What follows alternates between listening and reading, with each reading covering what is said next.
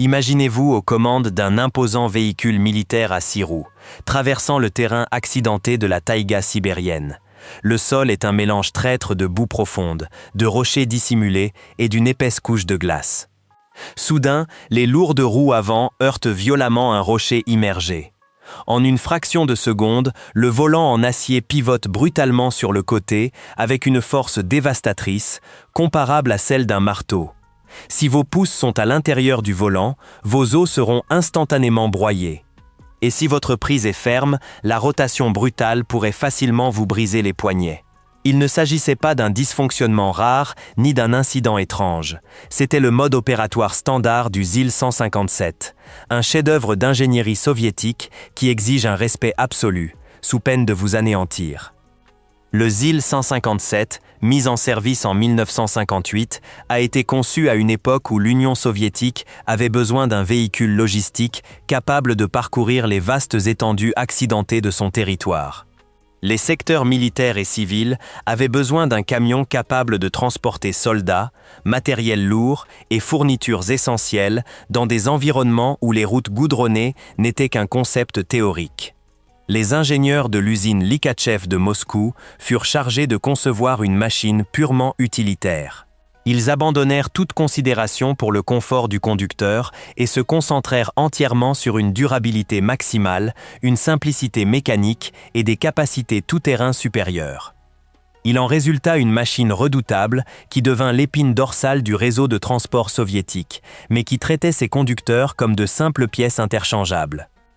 La principale raison pour laquelle le camion ZIL-157 acquit sa réputation de machine robuste résidait dans son système de direction, ou plutôt dans ce qui lui manquait. Il n'y avait pas de direction assistée.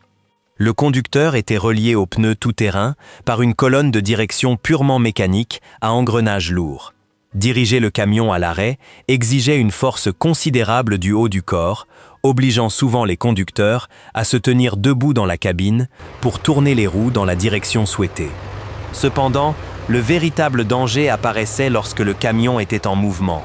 Du fait de la liaison mécanique directe, toute force exercée sur les roues avant par le terrain était immédiatement transmise à la colonne de direction. Ce phénomène, appelé rebond du volant, était extrêmement violent sur un véhicule de cette taille et de ce poids. Rapidement, les conducteurs expérimentés apprirent une technique de survie, qu'ils considéraient comme un rituel rigoureux. Personne ne plaçait son pouce à l'intérieur du volant. Au contraire, les conducteurs conduisaient avec une prise ouverte, le pouce reposant en toute sécurité sur le bord extérieur. Si le camion heurtait un nid de poule, un tronc d'arbre ou un fossé profond, le volant tournait violemment et devenait incontrôlable. La prise ouverte permettait au volant de glisser en toute sécurité entre les mains. Ceux qui oubliaient cette règle d'or, ou les recrues inexpérimentés qui se fiaient à l'instinct de leurs supérieurs, se retrouvaient régulièrement à l'infirmerie avec de graves fractures. Le camion ne pardonnait aucune inattention. Malgré sa rudesse envers ses conducteurs, le camion ZIL-157 représentait une remarquable prouesse mécanique pour l'usage auquel il était destiné. Sous son long capot moteur caractéristique se cachait un moteur 6 cylindres de 5,5 litres.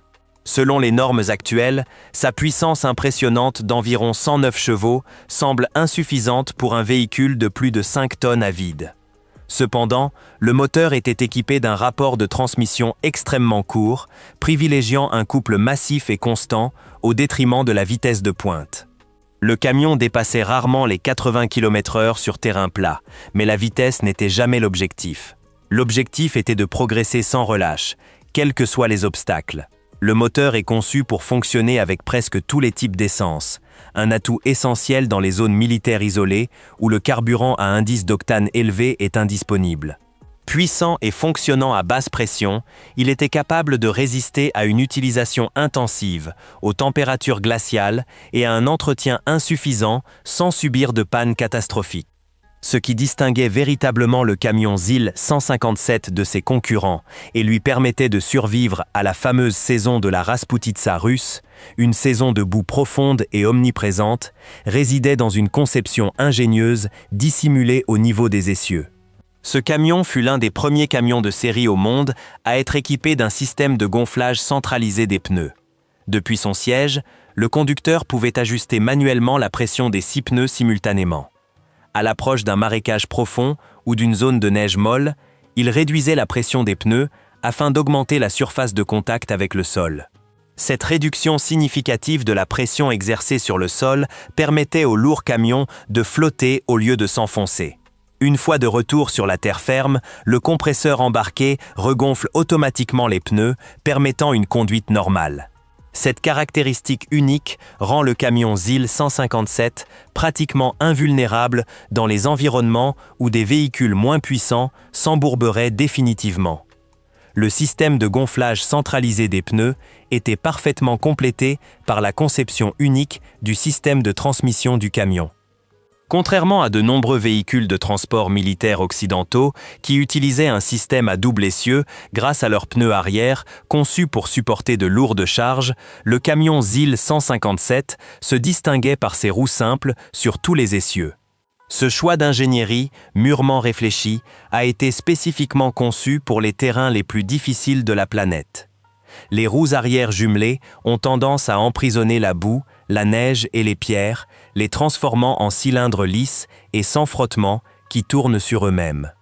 La conception du ZIL 157, avec une roue simple, garantissait que les pneus arrière suivaient précisément les traces laissées par les lourdes roues avant, réduisant considérablement la résistance au roulement et améliorant la traction dans la boue profonde.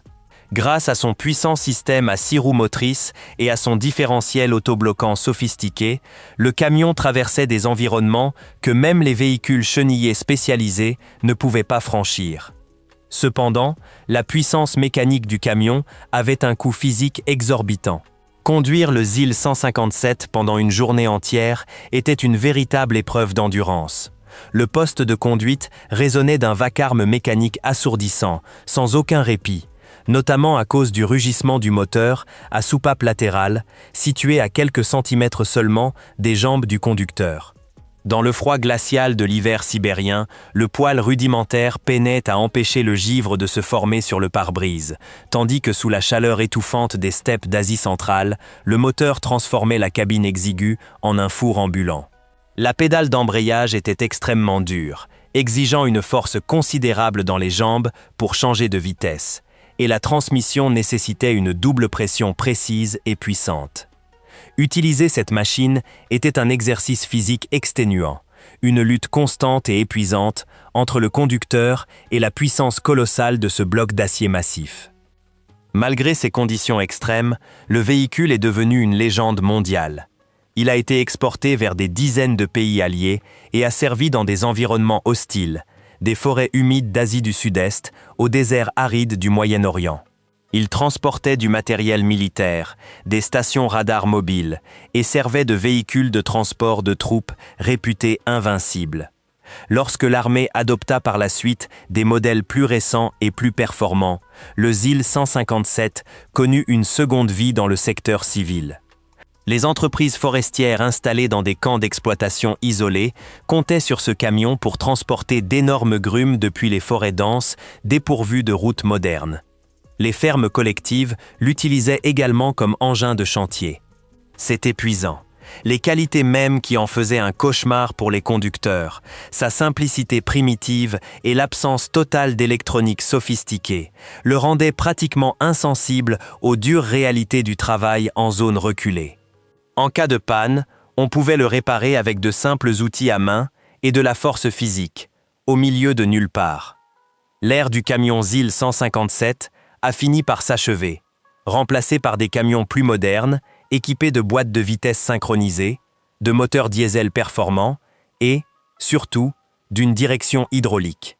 L'ingénierie des transports modernes a, à juste titre, accordé la priorité absolue au confort et à la sécurité du conducteur, faisant en sorte que traverser un terrain accidenté ne comporte plus le risque de se briser les poignets. Et pourtant, dans des recoins oubliés du monde, au cœur de la taïga gelée ou cachés dans des sites forestiers isolés, des exemplaires survivants de ce camion soviétique géant fonctionnent encore et transportent de lourdes charges.